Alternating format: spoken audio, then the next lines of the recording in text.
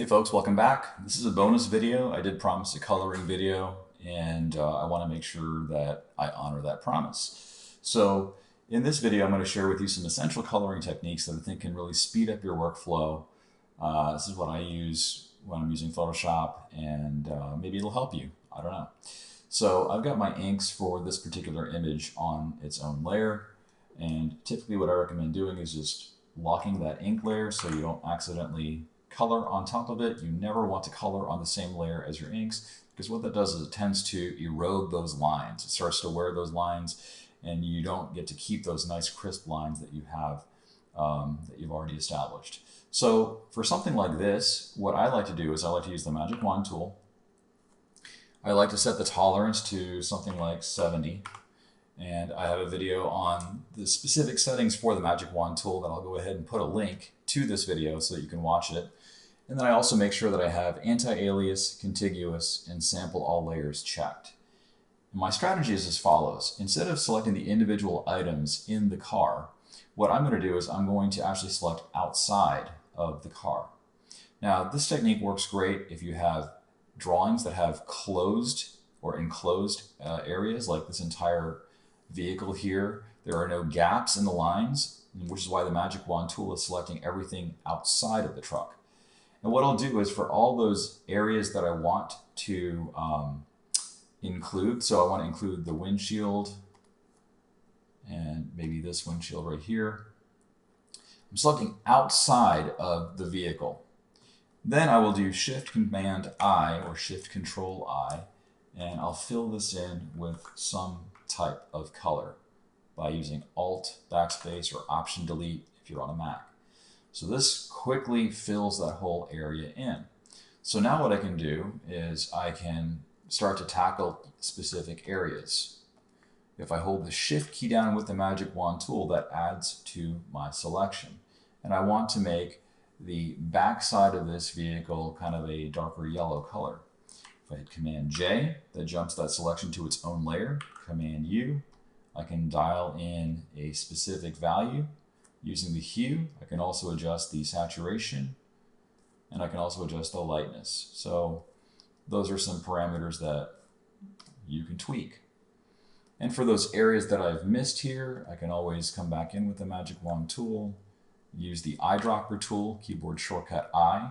I can sample that yellow color and then Alt backspace. So Alt backspace is a really, really good keyboard shortcut for you to know. What it does is it fills the foreground color. In this case, I've got this yellow color. It fills that color into either a selection or you can fill it across an entire layer. So here I've quickly filled those elements in. I'll go back to what I call the base layer. That's this red layer here. And I want to pick a lighter yellow for this particular area. So again, Command J, Command U. I can adjust the hue. I'll adjust the lightness. And then whatever areas I didn't get, again, use the eyedropper tool. Color that in. And I even want to have this side also yellow. So even though there's no enclosed shape here, I can use that line and just create a yellow line, and I can fill that in. And there we go. So now I can come back in and go to the dark yellow layer, sample this. There's a little bit of a gap. And with the magic wand tool, Alt backspace, I can fill that in. And that's just a much faster way that I found to work. It just makes it way more efficient for me to color. And I use the same technique for other elements. Like for these wheels, for example, I can use the regular lasso tool, make a selection around both wheels. I'm on the base layer, Command J, Command U, and I can make this darker.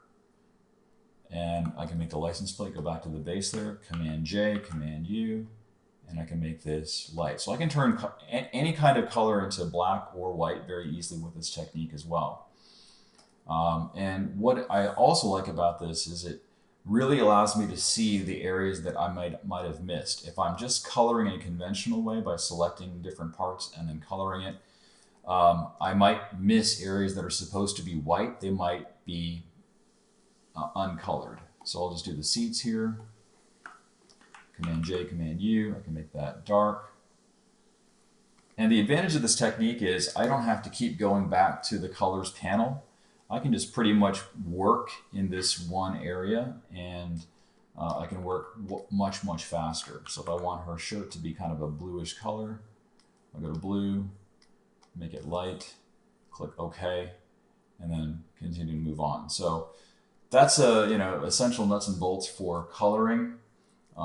It's a pretty fast workflow. Not that speed is everything, but if you are in a time crunch, you just want to get something done.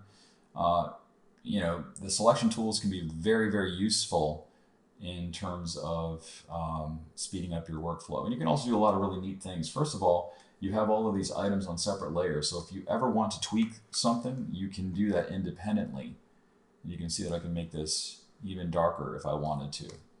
And that's the beauty of this technique. Everything is on its own layer. You do get a lot of layers if you have a lot of things to color, but I think in the I think that's a trade-off that I'm willing to make for having the ability to go back to specific layers. Now I'll leave you with a bonus tip. If you have the Move tool active and you want to figure out what layer a specific color is on, you just use the Move tool. You right-click, and it shows you all of the layers that are currently underneath your cursor. So if I choose layer 7, it immediately takes me to the layer that contains the dark brown. It could also take me to layer 2, which is the red color that I have for the entire vehicle. So that's a quick way to traverse your layers, especially when you're dealing with 50 or 60 layers sometimes. It makes it much easier to go back to the specific layer that you want to work on. So hope you found the video to be useful. If you did, please give it a thumbs up so more folks can find it. As always, thanks for watching, and I will see you in the next one.